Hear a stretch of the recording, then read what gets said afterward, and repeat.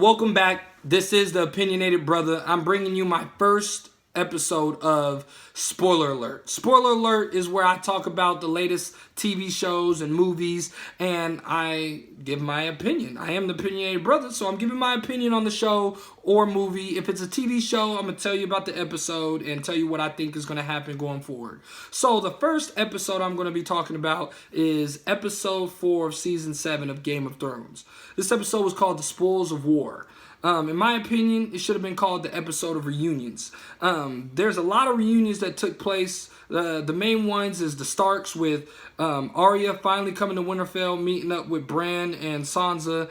Bran knew what Arya was, but Sansa, she didn't know what to think of Arya. She was like, "You gotten big," but Arya came straight out of the gate like, "I want to practice." And saw Brienne practicing in the yard and was like, "Hey, can y'all spar with you? I'm a little rusty." Brienne was like, "You might want to go over there and spar with them because I'm kind of raw." And Arya's response was, "They didn't defeat the Hound. You did." So this fight took place, and the fight began with Brienne swinging at Arya. And what did Arya do? Hands behind her back. She was literally dodging everything. So Arya decided to fight back, and Brienne was like, "Oh snap, she got some skills. I'm gonna fight for real." So then Brienne ended up, they swinging at each other, and then bam, kicking her right onto the ground. And when Arya got to the ground, this was what I call my moment of the entire scene. Arya front flipped up, got up on the ground, started pushing the attack, lost her sword, but then pulled out a dagger, put it right up to Brienne's neck. And meanwhile, Brienne also put her sword up to Arya, so it was kind of a draw. But Sansa and Littlefinger were looking up at the top like, your little sister is a bad mother effer. And yes, I said bad mother effer.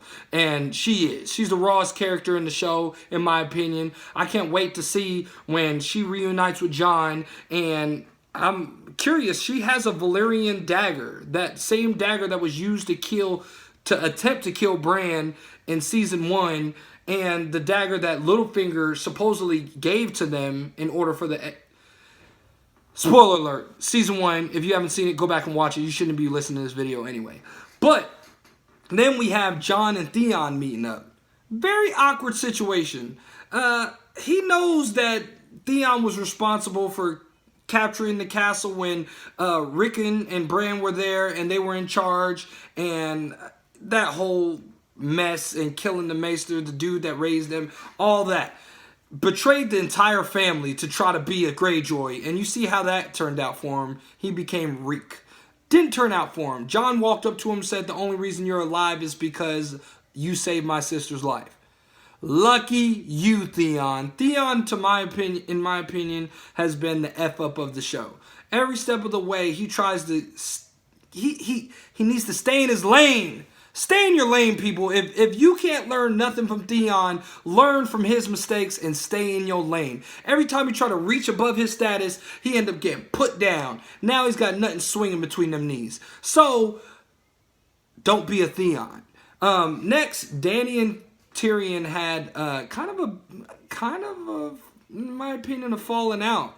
Dany told Tyrion that pretty much, "I'm not listening to you no more because every step of the way, everything you've recommended hasn't led me to a favorable outcome." So she pretty much said, "Screw what you talking about." She actually asked Jon Snow for advice on what she should do. And Jon told her, "You don't want to be the ruler of ashes and death," because she wanted to just straight up take her dragons to King Landing and blow up, set ablaze the whole place. Jon talked her out of that. What Daenerys ended up doing was taking one dragon and going setting fire to their whole operation where Jaime and Bronn were out, where they were supposed to be setting up to bring the gold to the Iron Bank, which was going to solidify their partnership with the Iron Bank.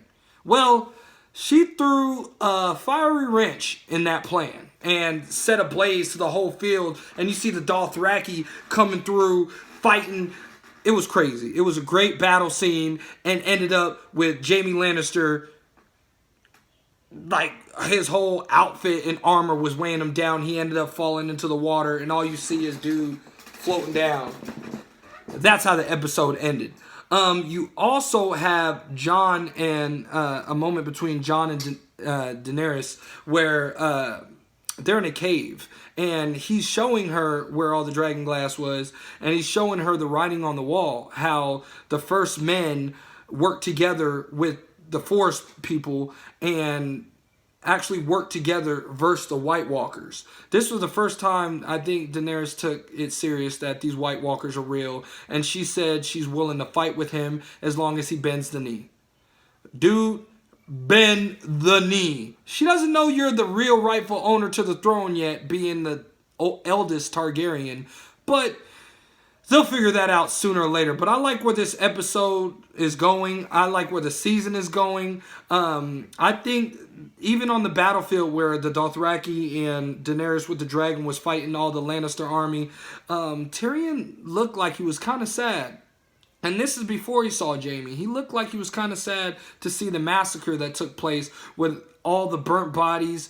Everything was in ash. He looked sad, and I'm like, man, I hope this doesn't go down for you like this, Tyrion. I hope you stay true and stay on point. Keep your eye on the prize and know that the enemy here is not Daenerys. It is actually your sister up at King's Landing, Cersei. So I hope he just focuses and comes back to regroups, because in the previews of the next episode, we see Varys talking to Tyrion, talking about, hey, you need to get her to listen to you because she's a couple dragon breaths away from being the Mad King himself. So, and there was a moment where Jon was walking and Davos told him, hey, Daenerys is looking kind of good. I see you flirting with her and you might be taking interest in her. And Jon said, he replied, right now isn't the time for that. Is Dany and Jon going to get busy? I mean, in the show, incest is a big deal. They don't know they're related. I mean, so what of it?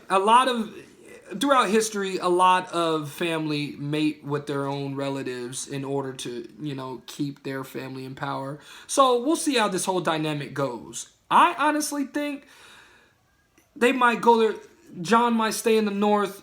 Daenerys might stay in the south, rule King's Landing when it's all said and done. It's a song of fire and ice. Maybe a song of fire and ice is a baby born by fire and born by ice. Or maybe Jon is the song of fire and ice, which is the pregnancy of Lyanna and Rhaegar Targaryen coming through with a baby, being Jon, the hero that was promised. I think this season is probably going to be one of the best seasons. It sucks that we're already on episode 4 and there's only 3 episodes left. And that last episode is supposed to be like an hour and a half long. Looking forward to it. So, that's my recap of the episode. If I missed anything, please let me know. But please feel free to comment, like, and definitely hit that subscribe button. And I'll see you during the next episode. This was the Opinionated Brother. I'm out.